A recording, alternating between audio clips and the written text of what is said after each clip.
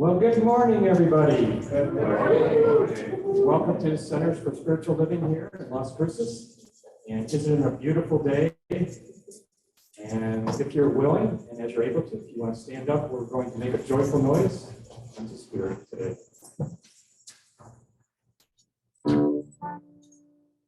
Thank you for this day, Spirit. Thank you for this day. Thank you for this day, Spirit. Thank you for this day. This beautiful, this beautiful, this beautiful day. This beautiful, this beautiful, this beautiful day. Thank you for my friend, Spirit. Thank you for my friend. Thank you for my friend, Spirit. Thank you for my friend. My wonderful, my wonderful, my wonderful friend. My wonderful, my wonderful, my wonderful friend. Thank you for this day, Spirit. Thank you for this day. Thank you for this day, Spirit. Thank you for this day. This beautiful, this beautiful, this beautiful day. This beautiful, this beautiful, this beautiful day. All right, thank you. Thank you. Next one we're going to do is Light in This World. I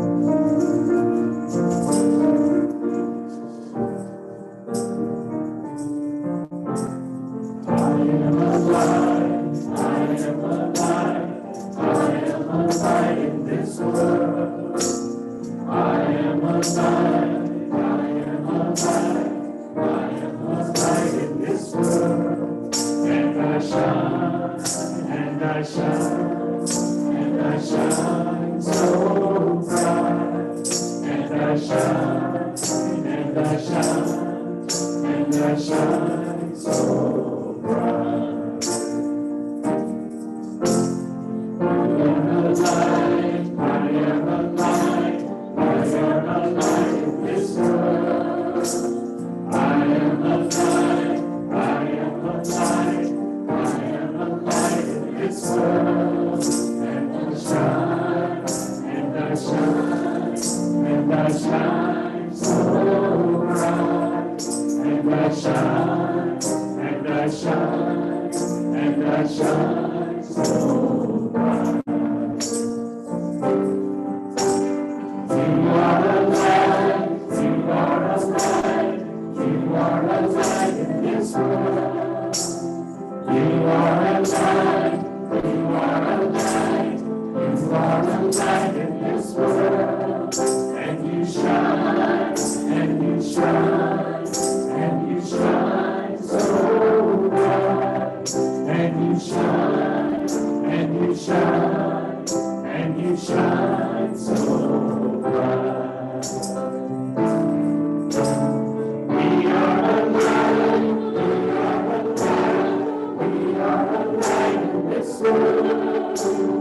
We are alive, we are alive, we are alive in this world. And we shine, and we shine, and we shine so bright. And we shine, and we shine, and we shine so bright. And we shine, and we shine, and we shine so bright. And we shine, and we shine, and we shine so bright. Thank you. All right, good morning, everyone. Welcome to the Center for Spiritual Living here in the heart of Las Cruces, where our vision is a world and loving partnership for the good of all. And I want to welcome anyone who's visiting here for the first time. We do have visitor packets at both doors, so you can pick one up. There's a gift certificate to the bookstore in there, and you can get a little information about who and what we are. I also want to draw your attention. You've probably seen some beautiful pieces of art up here. These are the final projects from our most recent class, Beyond Limits. These are the projects that were done by the different students, and they were so fabulous. I said they had to come and share them with all of you. They didn't have to, but I asked if they would. And they were grateful to do that. So the meditation that we had prior to this was also a series of photography that was done by one of the students, and you'll get to hear her writing in a little bit. But I just thought it was amazing. It's wonderful to see how spirit moves in people's lives, and these are the culmination of what this last 10 weeks in class meant to them. So after service, take a little gander and get a closer look. Also, if you'd like to know more about what's going on here at the center, check out our newsletter and our website. It has all of the activities that are happening here at the center. And I gave everyone a card as you were coming in. If you didn't get one, they're back on that table. And that is for you to start thinking about what questions you might like me to answer this morning. This is a little different than our usual service. This is our annual Q&A service, as I refer to it. Some people call it Stump the Minister, but don't be too hard on me. But if you have any questions about our teaching, the philosophy, our organization, anything that you would like to ask, I will do my best to answer that later in the service. And so when you're done, pass your cards to the center, and our beautiful Judy here will pick them up and sort them by sort of the categories of the questions, and I will get to those later. You can use the quiet time during our song, silence, and prayer to just ask Spirit what's wanting to be known in your heart today. And after the service today, we have a board meeting. Our board meetings are open. You're welcome to stay if you would like. We will be meeting out there starting at 12:30, if all goes well, yes, between 12:30 and 1. And the New Thought Luncheon is no longer just for the ladies. It's open to everyone. New Thought Luncheon is the fourth Thursday of each month at 11:30. We meet here, even though the different people from different centers join us for that. So you're welcome to come. It's a potluck. And this month it will be on the 28th. At this time, please welcome our practitioner in service. Good morning. It's nice to see you all. So we believe in the power of prayer. We practice it, we teach it, we do it. We gather together in a group every Tuesday, ministers from all 4 New Thought centers and practitioners, and we pray on the requests that you write. So please, they're on the back of each chair. If there's anything that you're concerned about, anyone in your world, anything that you'd like prayer for, please write that down. Also, there are gratitude forms there to let us know about your answered prayer, which is always spectacular. We love reading about that. And then we post it on a bulletin board that's gotten pretty full back there. Very cool. Oh, and I'm here after standing out there. If there's anything that's on your heart right this afternoon and you'd like to lift it off before you head home, please drop in and see me. I love to do it, and I've heard good reviews. So now we're going to have song, silence, and prayer. And meanwhile, you're thinking of your questions, because after the reading, I'll come and collect them from you. So thank you.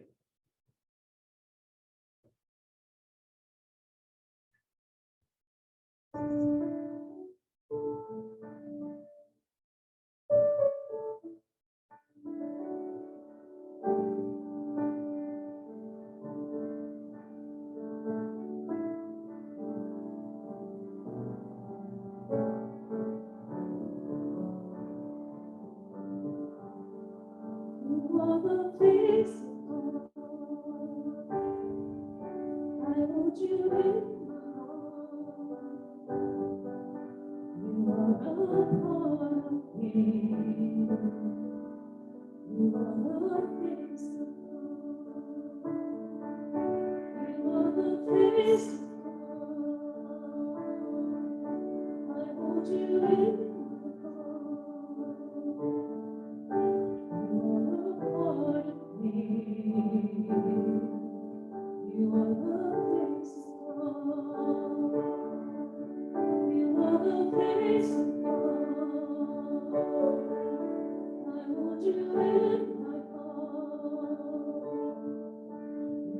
are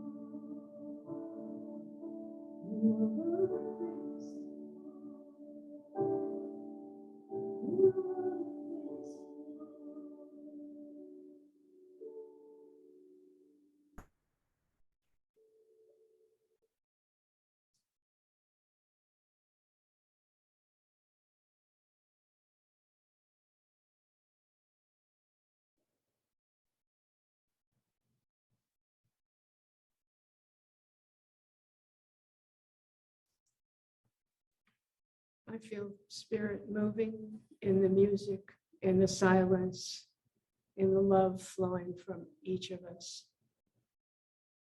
This is a blessed and sacred time filled with Spirit's grace, peace, love, and wisdom. And we know we can relax into that wisdom and knowing all the time. Anytime something scratches at our heart, we know that Spirit is there with the answer, with the peace that we seek.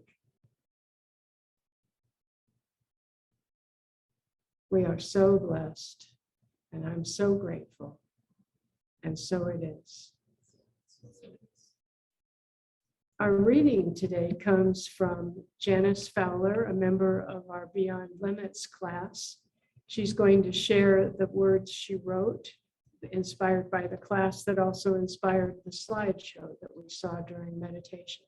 So welcome, Janice.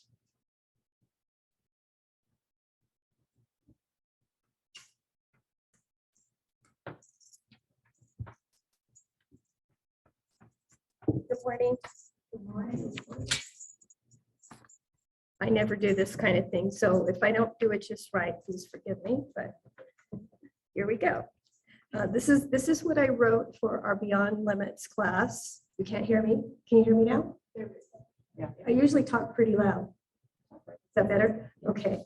I made this, or I wrote this for our Beyond Limits class. I had made the slideshow, as Judy mentioned earlier, and I didn't know what to say about it to make it tie in. So I went into deep meditation for an hour or two. And when I came out, this is what I got.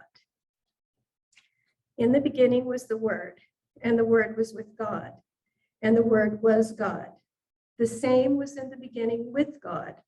All things were made by him, and without him was not anything made that was made.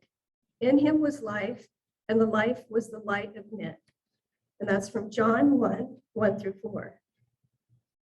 And this is what I had to say. I see you in the innocent face of a child or the wise eyes of an elder. I smell you in the fragrant flower, salty ocean, and gentle rain. I feel you in a soft kitten, prickly cactus, summer breeze, or warm sunshine. I taste you in cool water, a ripe grape or bitter lemon. I hear you in the chirping birds, crying babe, crashing thunder, and rushing winds. I perceive you as my spirit, centered in my soul, and I feel your voice within my heart. For I am one with all creation, attuned to you in all surroundings and situations. You move me with somber melody, a gentle caress, or full evening moon. You exist in all that breathes, all that vibrates, shifts, or is stationary. You have created all that is seen and unseen, and you have no beginning or end. You have existed from the foundation of the universe and have created all within. We are all creations of God, made in the image of God and eternal like God. We are all one in spirit, created by one spirit and governed by one spirit. We are all the expression of love and light through spirit, and we shine eternally, for God is all there is.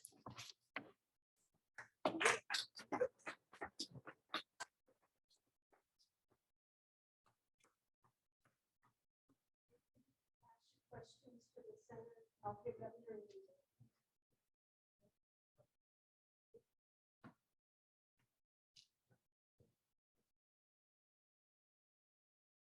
All right, I'm singing this song for the first time for me. This is called I Love Myself the Way I Am by Jai Michael Joseph.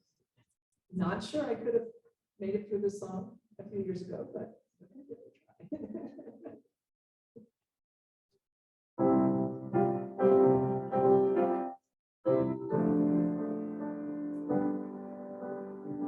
I love myself the way I am.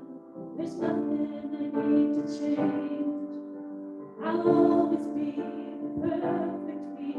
There's nothing to rearrange. I'm beautiful and capable of being the best me I can.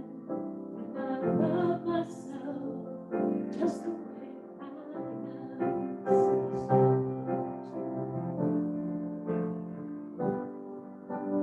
I love you the way you are. There's nothing you need to do. I feel the love inside myself. It's easy to love you.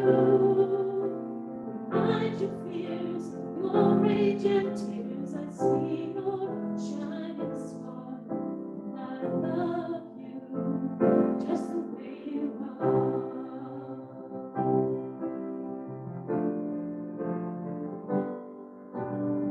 I love the world the way it is, 'cause I can clearly see that all the things I judge are done by people just like me. So till the birth of peace on earth that only love can bring, help it grow by loving everything.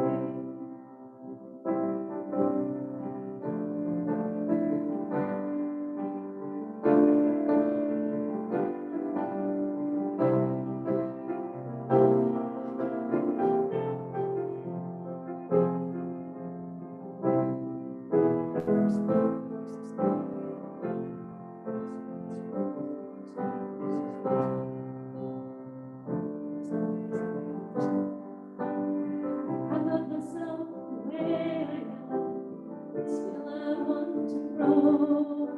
The change outside can only come deep inside. I know I'm beautiful, capable of being the best me I can, and I love myself just the way I am.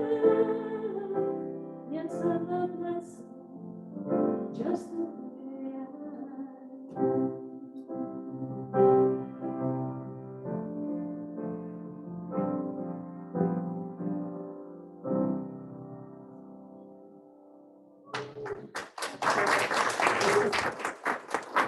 Thank you, Sarah. That's one of my favorite songs. Thank you. That's beautiful. That's a fun one for us to learn and sing all together. So thank you. We have diversity. We have diversity. And Judy was like, what if they don't ask you any questions? I Yeah. think we have lots of questions. Thank you. So Judy, don't go anywhere. I'm going to let you do this now since you're up here. Oh. So before I get started in answering your questions, the other thing that I like to do once a year is celebrate everyone who has helped to make this center what it is. And in our spiritual practice, we talk about tithing our time, talent, and treasure. And the part that is time and talent is also known under the heading of volunteering, but we like to call it providing sacred service here to your spiritual community. And there are a lot of people who are involved in making this place what it is, giving this place the feel that it has, and being a part of this community. And so I am so very grateful to everyone who's participated by tithing of their time and talent. Prior to shutting down with COVID, this place was hopping with people that came in and out during the week and did different things, a lot of things behind the scenes, things that people didn't know. And as we've slowly started to bring ourselves back out into the community for some events this last year, as well as bringing more events into the center, we once again have people in and out of here doing things that you might not be aware of. So this morning, I want to recognize those who have provided this sacred service, like I said, over this last year. And I'm also going to share with those of you who are just yearning to provide your time and talent, what opportunities are available so that you know going forward throughout this next year. So I've asked my lovely assistant to give each one of you a rose when you stand as someone who has participated in this way, but do be aware, I did not have time to get all the thorns off of them, so be careful. With the beauty comes the thorns, but it's all good, right? It's all a part of it. So just be careful. So starting a year ago or so, we had a booth at Southern New Mexico Pride. And that's the first weekend in October. So anyone who participated in that booth, who helped answer questions to people or sell things at the booth, please stand. Anyone here who participated in that? Thank you. Would you take her rose, please? I have a couple ready to go. I'll bring some with me. I'll just take the thing. Oh, that's heavy. Okay, I'll not. Full of water.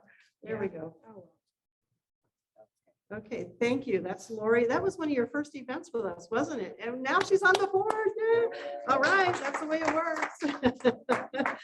And then the first weekend in November is the Renaissance Fair, and we join a booth with Temple Bethel. We cover Saturday while they're at Temple, and they cover Sunday while we are here. And so those who participate in that booth, they've done it more than once. Some of the folks here, please stand. We got 2 folks out there. Thank you. And I want to do a special shout out to my friends, Crayola and Carrie. They were visiting at that time. They helped us this year as well in the booth. That's a lot of fun. So look toward November if you want to join us for that one. Thank you. And we have a yard sale, usually twice a year. We definitely had one in May. And that requires a lot of work from a lot of people. We have people that came in and helped sort throughout the week prior. We did pricing, organizing, selling on the day of, boxing up and getting out of here. A special shout out to Kathy Lady, who's not here today. She just returned from work late last night abroad. So she's usually spearheading that and getting things organized. But anyone who's helped in any level, you've helped price, stand. There we go. There's our volunteers that help with the yard sale, and there's many more that are not here this morning.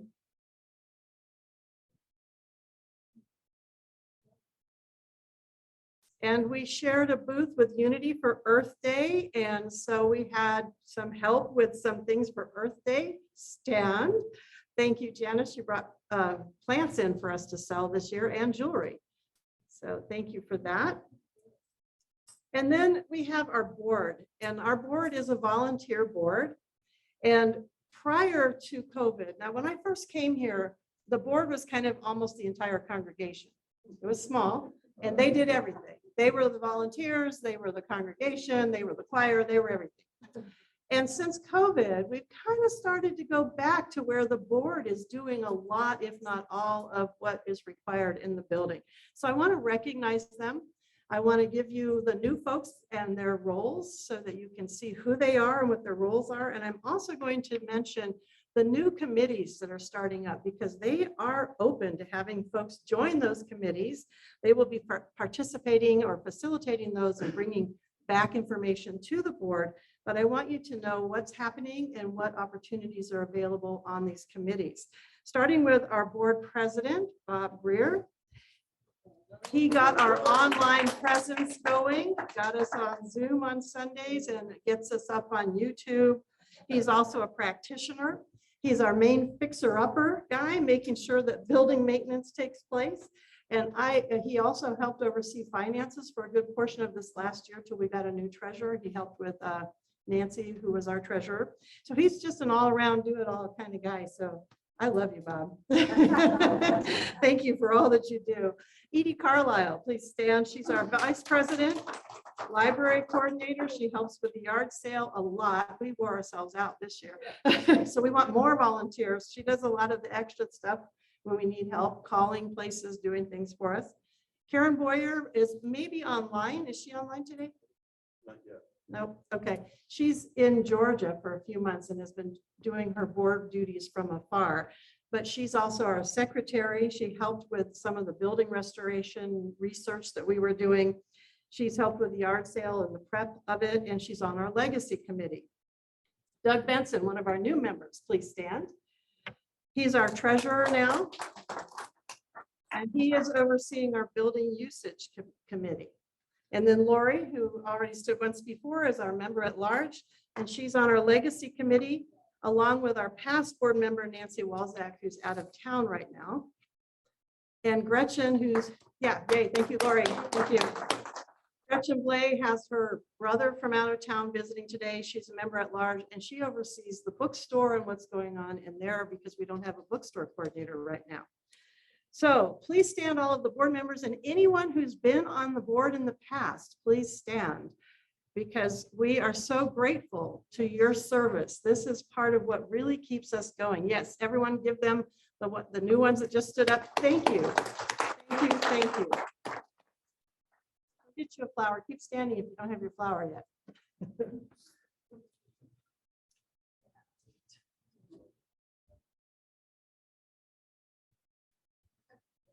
We've got more.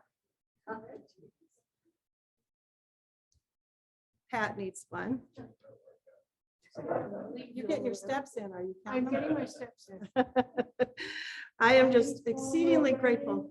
While we're waiting, I'd like to ask the congregation to recognize my daughter Catherine, who wore the peanut costume the first time we worked with Temple Bethel. It was Pickle. She's our blow up pickle at Temple Bethel. Yes. Yeah, the kosher pickles that we give out. She got a pickle costume and she gets out in front of there and draws in folks to. Yes. And so thank you again to everyone who's ever served on the board, and those of you who just are feeling that tug right now. Next May, we will be looking for new board members. So please consider that. Talk to any of these board members, see what it's been like, and what it is that we can look forward to doing. We also have practitioners that serve us here at the center, and everything they do is also voluntary unless you're in a paid session with them. And so the platform assistant helping to make calls to folks during COVID. They've been available for prayer before or after the service and over the phone or in person. And they meet on Tuesdays with a group, as they mentioned, every Sunday that does, we meet over Zoom, but we do prayer work, all of us together. They help lead book studies and participate in teaching classes. So Judy, hold on to one of those roses for you. And Bob gets another rose because he's a practitioner. Any other practitioners in the house? I don't think so. But that would be Teresa Valenzuela, Lillian Pilot, Doug and Tina Bailey, and Maria Mendeville, who is our Spanish-speaking practitioner who serves us out of Phoenix. So if anyone needs prayer in Spanish, she's available. Yay, yes, thank you to our practitioners. And the music. I have to say, we have had a huge shift in our music this spring because of the loss of our band. Our drummer passed away and his wife is taking time away from being here. And so even though there's a slight bit of compensation for those who have come forward and done music, it's not nearly enough to cover the time they spend learning the music, practicing, rehearsing, and bringing it to us. So if I want to first of all recognize Sarah, who has taken on all the coordination of this. Doug, he helps her out by singing up front. And then Kay and Sergio, please stand. Anyone else who's participated in being part of our music this spring, thank you. Thank you, because we're trying to bring in as much new talent as we can and bring more music. Yeah. Sing to me. So anyone who has ideas, please bring them to Sarah. We welcome people who want to bring their musical talent forward. So thank you for that. And let's see, we got everyone who helped with that. So anyone that I've missed, I know there's people who do things behind the scenes. We have people that are help to keep things watered. And so if I miss anything, please stand and be recognized and tell me what it is you do, because I might not even know. Yes, Judy. Jim leads the spiritual circle. Yeah, Jim and Judy do the spiritual circle online. Thank you. That's one for you, one for Course in Miracles. And Course in Miracles, Sarah, and Lisa Giuliano is not here. So we have some groups that take place on a regular basis. The Zoom is Thursday afternoons at 1:30 for the Spiritual Circle online, and Course in Miracles is here on Saturdays at 11:30. So thank you. Garden out front. Yes, Jane Himes and Doug have been setting up the water for our garden out front, and Jane has been really nurturing it with lots of love, so we can recognize Jane. Thank you. Anyone else I'm missing? Flower on the floor. Anyone else? No, Doug didn't get one for flowers. So Okay, he needs a flower for the flowers. okay, thank you. All right, so all of this is part of what keeps us going. You can see there's all kinds of activities and ways. So volunteer opportunities, our bookstore really needs more people to help. Like today, Judy wanted to, Gretchen needed to stay home. We don't have people covering in there anymore on Sundays. So if you'd be willing to learn how to do sales and be a part of our team on Sunday morning to help keep the bookstore open, that would be fabulous. We have an intern that is working in the bookstore during the week right now to keep it open. He's learned, he's fabulous with that tab. He figured, the tablet, he's figured out all that. And he put all the inventory is up to date in there. But after he's gone, which will be the end of August, we will need help during the week as well. Lori. Yay! All right, there's a volunteer right there. So we need help with that, and we could use more, so it's not all dependent on Gretchen. Building usage committee, underneath it are going to be a building restorations and repairs committee, building maintenance, and building usage and safety. If you're interested in helping with any of that, check out with these two, with Bob and Doug, and let them know, and they will get those committees going. We have a lot of work to keep this place up. You'll be hearing after our board meeting, maybe next Sunday, from our board president.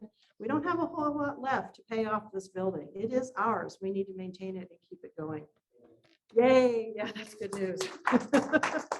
Our legacy committee, you will hear more from them on July 31st. This month, we're focused on relationships, and the last day of the month, last Sunday, we will be focusing on our relationship with our spiritual community. And you will hear inspirational messages from each one of the people on the legacy committee and what that committee is about. So I'm just going to dangle that little carrot and let you know there's more to come. After that, you might be interested in joining them and making that committee continue to move forward. We have a tithe committee. Edie, are you still on that? Yeah, Edie's still on the tithe committee. She should get a flower for that. Our tithe committee looks at the different places in our community and in the world that we can tithe to, that we would be uplifting our philosophy and our way of life through the service that they do. And we tithe 10%, like we say every week, to them. And so our tithe committee does that research and makes a recommendation to the board, and then the board votes on the final say that we give our 10% to that committee or to that place. So you can join the tithe committee if you're interested in helping with determining where 10% of what comes in goes back out to our community. And we need an events coordinator. Right now, the office staff are helping me kind of keep the events going, but that could be much bigger, especially as things start to open up. We are trusting they will open up more with this pandemic situation. And so we need people to be present in the building, to open and close, people to help coordinate events, people to get volunteers to make the events get off the ground.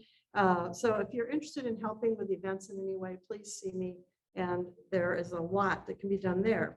Tech support. I don't know where we're at with that, but if you have interest in doing tech, talk to Bob and you all can figure that out, because he's spearheading our tech. And we are looking at what we call outreach and attraction.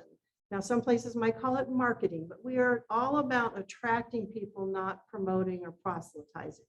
So if you're interested in getting out to the bigger community, who we are, what we believe, and bringing people this amazing way of life into their lives, please, again, either see Bob, myself, somebody else on the board. That's a committee that's still in the thought process. It's a vision we had during our board retreat, and we would like to see more of that taking place. We also have a marketer on our board now. It's Lori. So, so she can help us get that going. And basic things There's a basket full of laundry in the kitchen. We used to have someone who would pick that up, take it home, wash it, fold it, bring it back. And so right now, today, if anyone wants to take home laundry and do that, thank you, Janice. Yay. Okay. That's the sort of thing we have, and that's the kind of thing that happens here. And the more we spread it out among all of you, the greater buy-in, the greater feeling of belonging I think we all have when we all participate in this community. So a big round of applause to all who provide sacred service to our center. Yes, Ms. Pat. We know that you're not a volunteer in the sense that you have a salary and so forth, but there are not enough roses anywhere. Thank you. Thank you. Thank you. I appreciate that. Now I'm sweating. Some of the hours I think could qualify as volunteer, but we are grateful. And I love this community, and I appreciate all of you who love it as well and add to it. So thank you so much. So now let me see what kind of questions you have for me. Ooh, I should have told you to make it so I could read. Okay.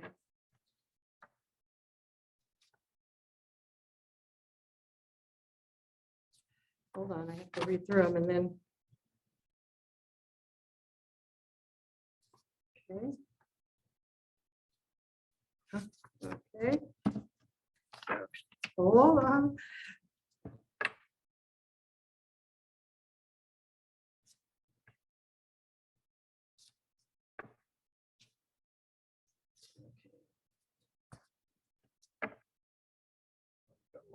I have a lot here. So I'm trying to see where we should start.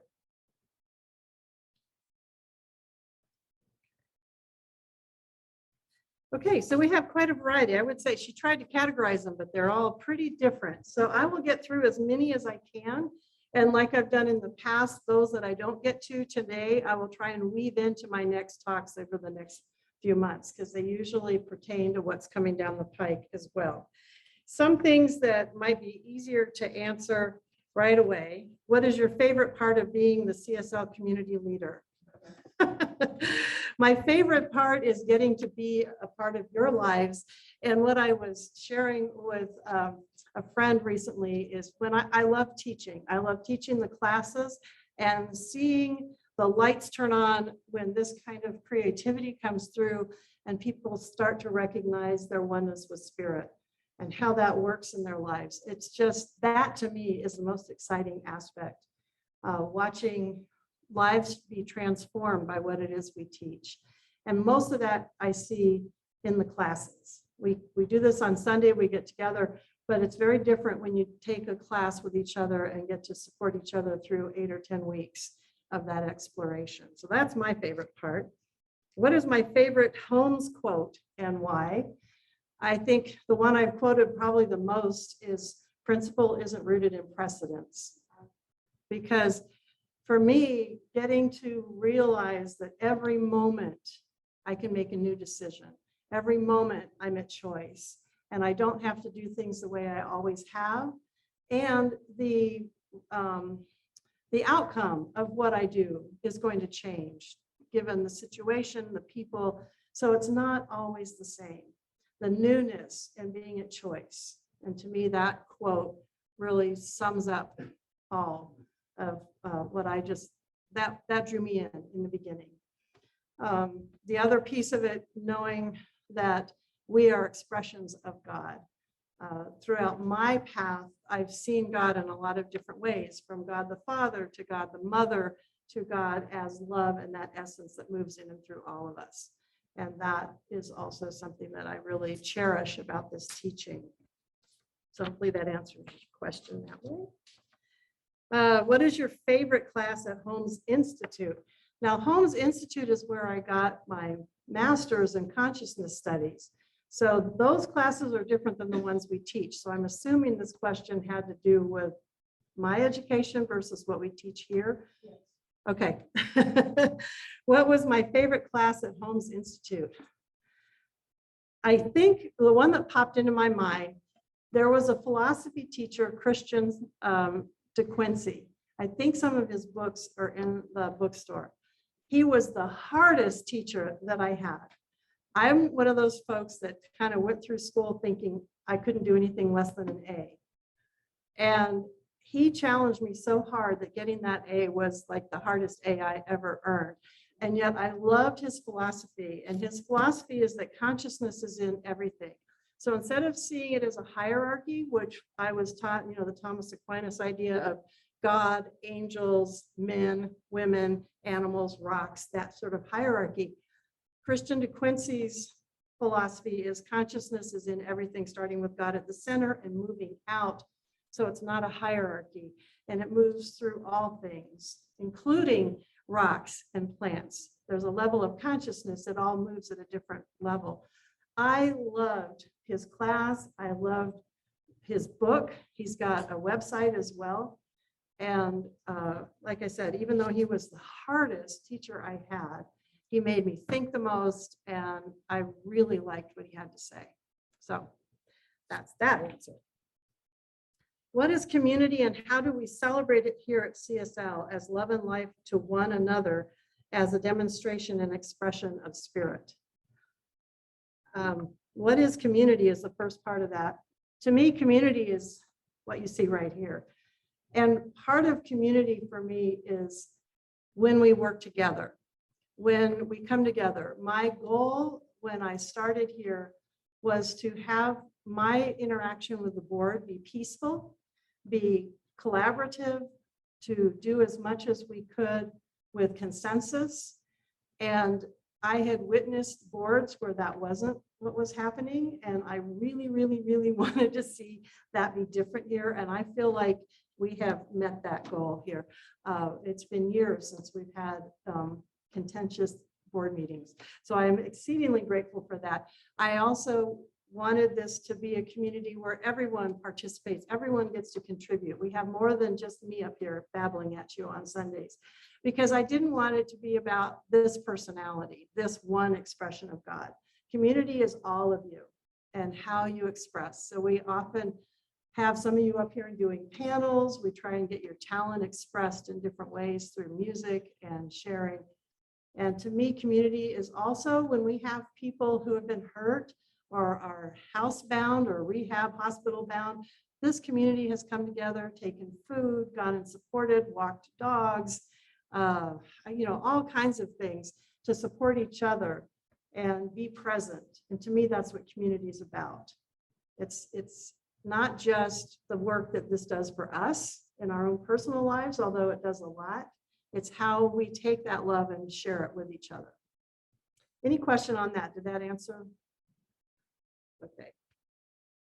Yes, love and life to one another as a demonstration, expression of spirit. Okay, I think that answered that. The idea again is that we are all one. So as we take care of ourselves, we're taking care of the whole, and as we take care of each other, we're taking care of the whole. So these are a little more challenging. How to address negative complaining people through science of mind. Can we simply avoid them? And where is spirit in Ukraine? Those are both really challenging questions.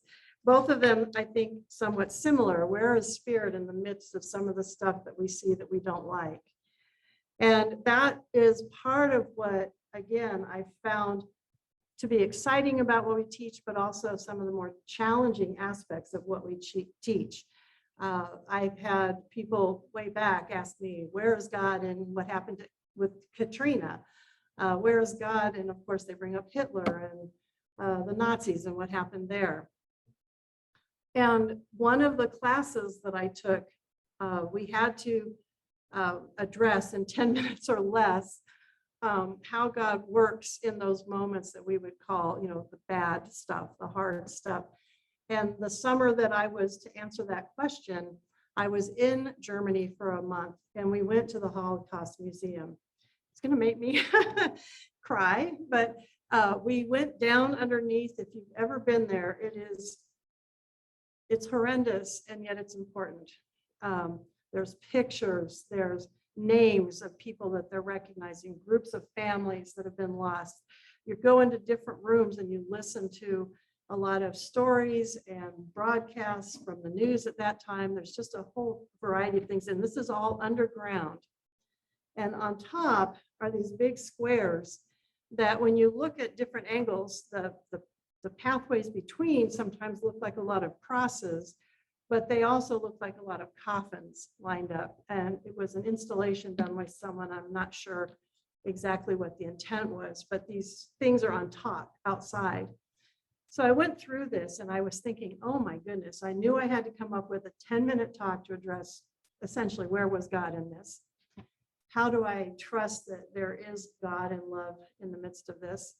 And when I was down underneath at the last room, there are computers where families can type in their name and information where they're looking for other family members that got lost during that experience. And while I was there, you could hear thunder and lightning like crazy, and it started raining outside. So we waited, and when it was done, I got out, went up, turned around. The sky was black with two beautiful rainbows. And that said to me, in the midst of this, there's still hope. To me, the rainbow was a symbol of hope. And even though I can't 100% answer that question, I knew that despite all the ugliness, there was still hope, that there was still love, that I was reading Jane Goodall's book at the same time to help me answer that, because she was looking at what humans were doing to the chimpanzees. And she talks, hers is called, I think it's The Legacy of Hope or something like that. Her book is about hope. So that's something that I think we all struggle with, that we all have to find our own answer to, because I can tell you what I've come up with. Many of you have taken classes with me. This has been my answer. I worked in a daycare center and had a classroom full of 2-year-olds. And to this day, I do not believe kids are intended to be grouped by age. Families have kids multiple ages together. So you put a bunch of 2-year-olds together in a room, it's not a pretty picture. And we would take these kids downstairs, and there was a sandbox, and all the adults are standing around, and the kids are in the sandbox, and they're throwing sand at each other and snatching their buckets from each other and taking the shovel and hitting each other with them. And we're all standing there going, now, Johnny, can you please use your words? Ask Susie if you can borrow the shovel. Susie, would you mind sharing the shovel with Johnny? No, sand is not for eating. We put the sand in the buckets. No, we don't throw sand at each other. And as I stood there and watched that and thought about what's going on in the world, even in like the Ukraine, I feel like we're a bunch of 2-year-olds in a sandbox. And the adults didn't look at those kids and say they're evil. They're bad. They're going to hell. We didn't judge them. We felt like they needed to learn. We were trying to teach them to use their words. Couldn't we learn to use our words to share instead of stealing property and things from each other? So to me, the sandbox is a small scale of a larger scale of a larger scale. And I see it as part of what we are doing in our teaching is helping people see the oneness, see that we are connected, that we're not evil, bad people, but we need to encourage each other to use our words, to remember that we are one, and to share. So that's my answer, that we're just a bunch of kids in a sandbox. And spirit and whatever, if you believe in angels or the ancestors or whatever it is, they're around us going, could you just learn to use your words? To remember that you're one. So in terms of addressing then the negativity when people come to us with that, there's a variety of different ways. We've talked about it here. We've had that challenge in this community. We used to eat a meal after every service, and people would come to me and say, oh, that person's always complaining. And my answer is try and ask them, instead of saying, how are you to some people, because then you'll hear the, say, tell me something good that's happened today. You know, we said in the board retreat, what's rocking your world today? What's making your world good and special? So asking those kind of questions and trying to see if you can't pull that out of the person. And I think it's doing our own work, because can we simply avoid them? Well, you can, but I think If you're centered, then you're less likely to be pulled off center. And the question is, how do I keep myself from being pulled off center around negativity? To me, that's the real question. And the more centered we are, the more that we've done our own spiritual practice, that we're at peace within ourselves, we can be the one pulling them our way instead of letting them pull us off into negativity. If you're not there, then maybe it is time to, I need some space. Let me, get myself centered before interacting, and prepare yourself with some of those kinds of questions to see if you can't draw some of the positivity out. Those are just any questions, anything else, any comments on that one? Okay, y'all asked a lot of questions, but you're not. What are your views on reincarnation and life on other planets? All right, you're asking me or the general.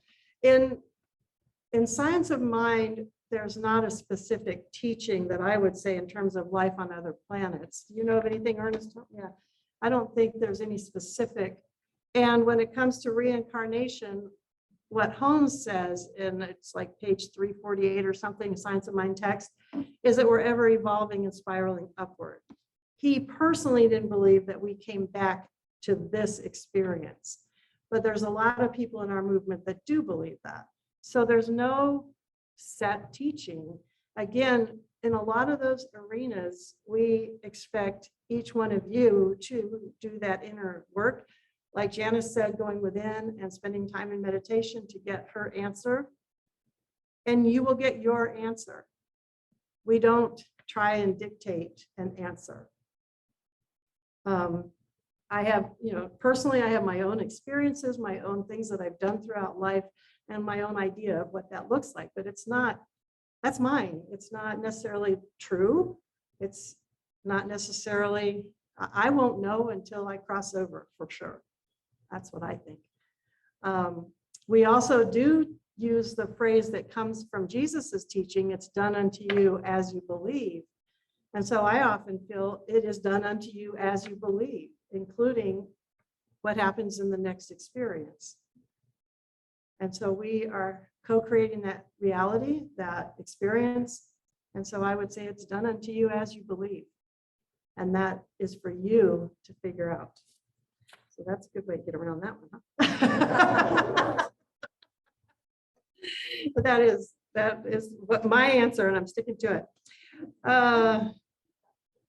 What is more important to follow the teachings of Ernest Holmes on the wisdom and the truths within you?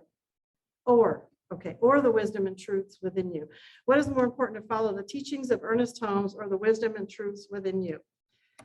Following the wisdom and truths within you is following the teachings of Ernest Holmes. Ernest Holmes said, stay open at the top, that we all have direct inspiration and direct connection to spirit. And he was writing down his experience, what he was gathering, what was making sense to him. He studied all kinds of religions and was pulling what he saw as the truths from that, but he never wanted it to end with him.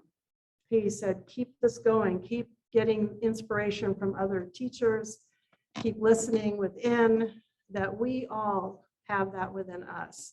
Most classes that we teach, the little blurb in the front to the teachers reminds us that our students already know what we are about to teach them. We are just helping to bring it out. We are opening the way for them to remember, to reveal those truths and that inner wisdom. So there might be times when the places where I challenge folks in a class is when there's a sense of duality. God's out here and I'm over here and I'm less than. That I will challenge, because part of what we teach is that we're one, that we are God expressing. But a lot of other things are going to be your path, what you figure out for you. And that is your own inner wisdom and truth. So hopefully that answered that. Please comment or correct. If we are all one and we all create our reality, then when someone experiences my actions in a negative way or thinks that I am bad in some way, it seems to me that there must be truth in that. How do I think about that and what do I do with that? I will admit that I know a little more to the story. So we're saying that each person is creating their own reality. And so they're going to see the world, you all see the world the way you see it. And I can't change that in you. I can maybe try and inspire you to see something differently, but I can't change that in you. And that's not unique to our teaching. Nowadays in psychology, they'll tell you, you can't change your partner. You can't change your best friend. They're going to be who they are. And it's all we can change is ourselves. And all we can do is have our perception of the world. If there is something that they see as bad in you, I usually look at every person as a mirror to me, since we are all one. So instead of it being me saying, oh, they see me as bad, my question would be, what do I see in myself as bad? What in me do I want to see different? And that is the kind of question that you would ask yourself on a very personal level, either through journaling or prayer or meditation. That's also the kind of question you can work on with a practitioner. But the mirror is usually what's being presented from out there in. So then I ask, how is this showing up in me? When I first started here, sadly, the minister prior to me, 2 years prior, there had been a 2-year break, had a mental health break, and she was bipolar. There were several people in my life who were bipolar, and I was dealing with a lot of the anger and a lot of the erratical behavior that came with that. My thing was to say, okay, I need to take this into prayer, because why is this mirror showing up? So I looked inside myself at, where am I sporadic? Where am I going up and down? Where am I angry at times and not? And took all of that into a lot of journaling. And as I felt myself healing that type of behavior in me, I saw these people move on in their lives and not be present anymore. So I didn't have to ask them to leave. I didn't have to get confrontational, just doing that inner work. So that's an example for me. It's not seeing them as bad, it's seeing them as a mirror. And if they see me as bad, what is that mirror? What is that saying to me? Because everything is part of the whole. So yes, that's true. Since we are all one and everything is showing up in the whole, including, say, Ukraine and all this other behavior that humans do, it's still part of the whole. It's still part of the one. So it's looking at our part in it and how do we clear that. Then it doesn't matter what anyone else thinks of us. The song, I love myself the way I am, and then I love you, and the line is something like, the more I love myself, the easier it is to love you. That's a paraphrase. So that's the truth. The more I can see in me and love myself, the easier it is then to love all these other situations and people. And that's where the work gets done. We can't change them. Even though when we change the dance, they tend to have to dance differently around us. It's already 12. Okay, is financial success guaranteed from practicing science of mind?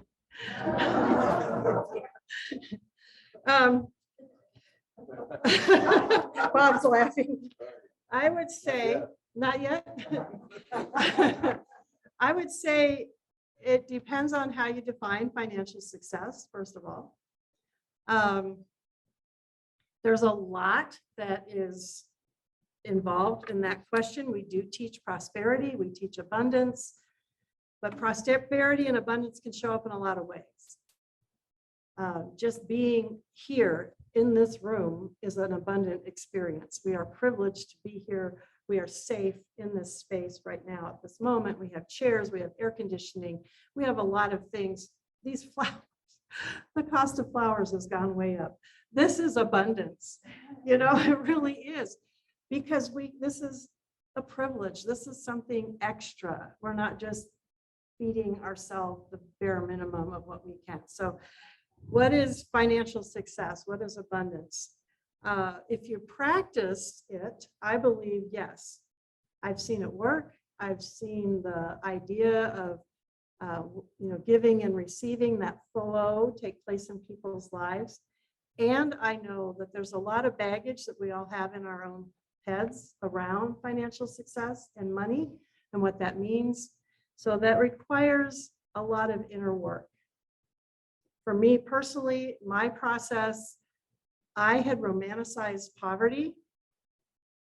I read the Boxcar Children and just thought it was the coolest thing that they went to the dump and got these broken cups. And, so I had this whole romantic thing around poverty and how I wasn't going to be like those people. I grew up in a town where there was a lot of wealthy people. And so I had made the wealthy the bad guys. Well, why would I want to be one of them? So I had to heal that in me to turn my finances around. And I did that through this teaching and through doing Gaines's teaching through the unity process, which is similar. We're basically the same. So I would say yes, and it requires doing the work.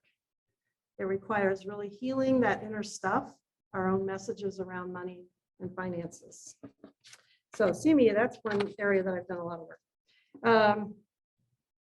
So these are the last two, so I might get there. CSL seems to avoid ever or seldom singing hymns. Is there a reason why? We do have some old hymnals that were religious science hymnals. I don't know whether there's a reason.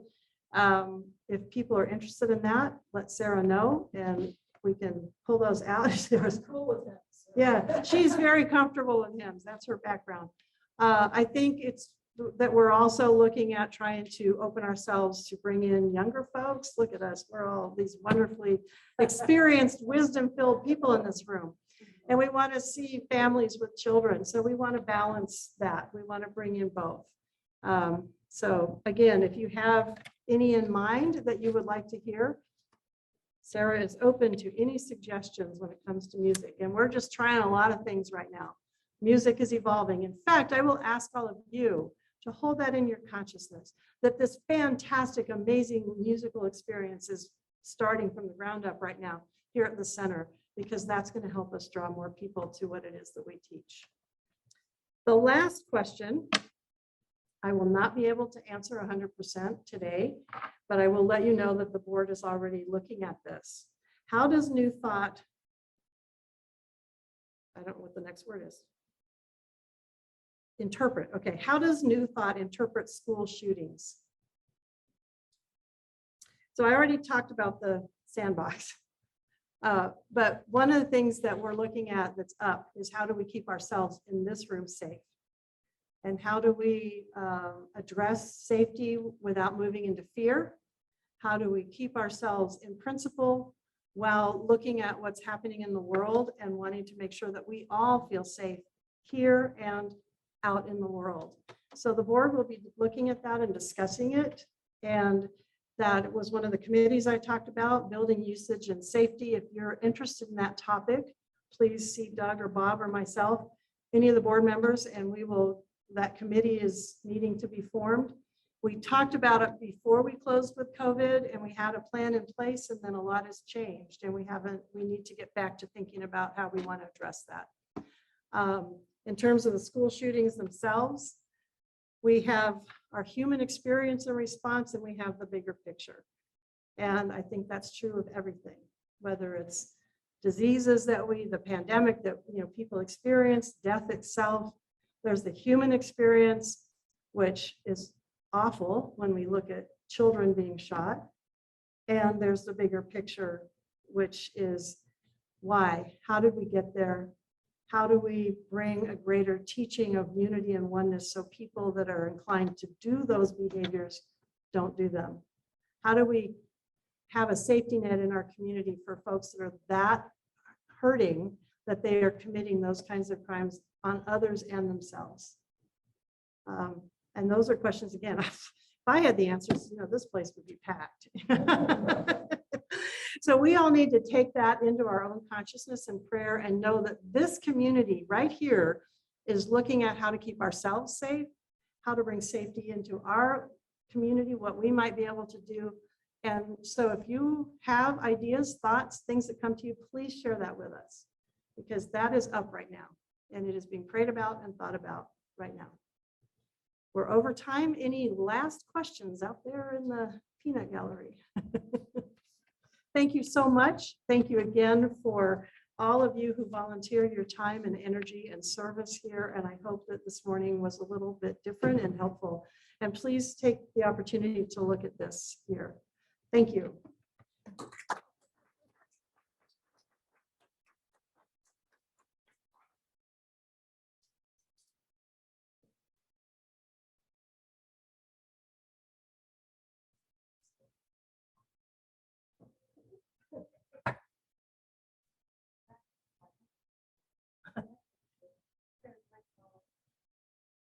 It shuts down after a while, and I don't know how to get it out. So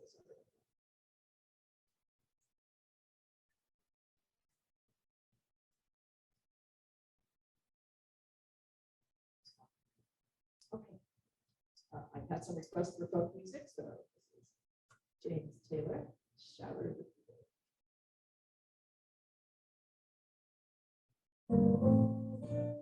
You can play, you can act a part, though you know it wasn't written for you. But tell me, how can you stand there with your broken heart, ashamed to play in the fool? One thing to lead to another, it doesn't take any sacrifice. Oh, father and mother, sister and brother, it feels nice. Don't think twice, just shower the people you love with love. Show them the way that you feel. Things are gonna be just fine if you only will. Ooh, shower the people you love with love. Show them the way that you feel. Things are gonna be much better if you only will.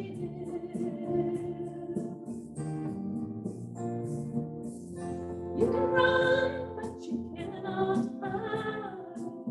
This is why you know. Oh, what you gonna do with your foolish pride when you're all by yourself alone?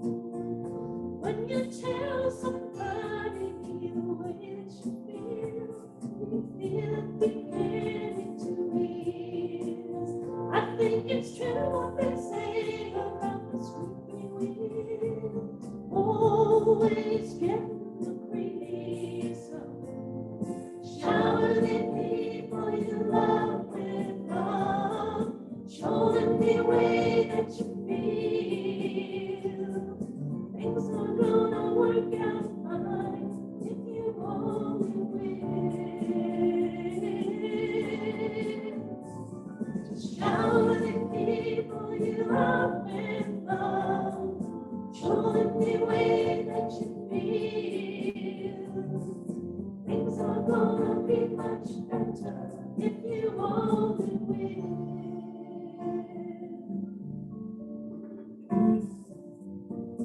I think I hear some thunder. The rain's coming. Oh, shower the people you love with so much love. Open your heart, shine, let it fall. Oh, everyone in your life. So much love, so much rain. Oh, it's so much fun. Shower the people you love with so much love. Show them the way you feel.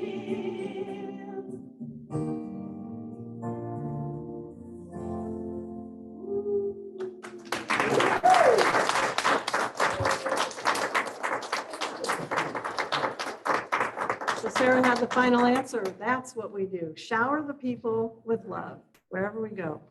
Be that love, be that light out in the world. So thank you again, Sarah. Thank you all to the volunteers and all of you who are just raring to join us as volunteers. Sacred service, that's what we're providing our spiritual community. And so right now, we will recognize that this month in July, we are tithing to Angels with Broken Wings. It was established as a way to support people who feel hopeless and alone while reestablishing their lives through their program, which is a temporary transitional support service that provides housing to persons recovering from substance use and struggling to maintain their mental health. There's a lot more information about them on our website as to what they're about and what they're doing, but this is where 10% of all that comes through the center this month is going to support these individuals in our community right here in Las Cruces. So please repeat after, or no, I don't have to repeat, you get to say with me. Ready? Divine love through me blesses and multiplies all that I have, all that I give, and all that I receive. Thank you, God, in me. And that prayer right there sums up our belief in prosperity and how it works. Right there. And we will sing, I am so blessed. And think about all that we've talked about and all that this community is, and see if that can't come through as you sing this song. I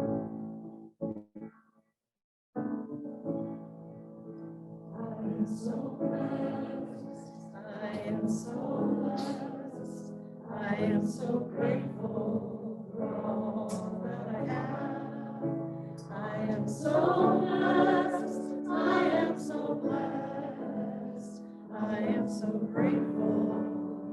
I am so blessed. I am so blessed. I am so blessed. I am so grateful for all that I have. I am so blessed. I am so blessed. I am so grateful. I am so blessed. I am so grateful. I am so blessed.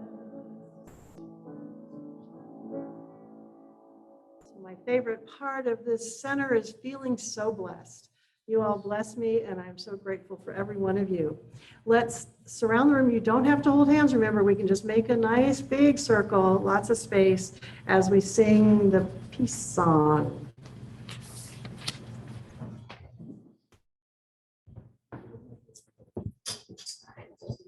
The words.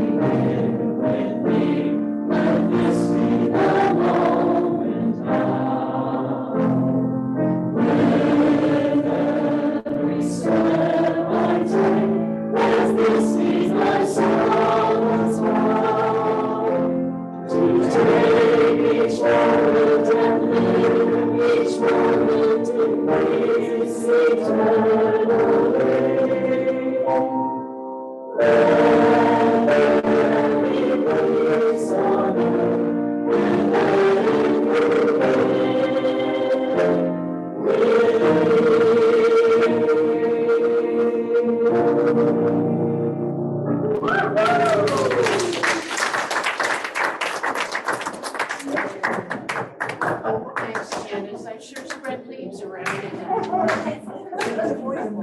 I guess so. Oh, you're okay. You really do know. Yes, that's me today. That actually qualified.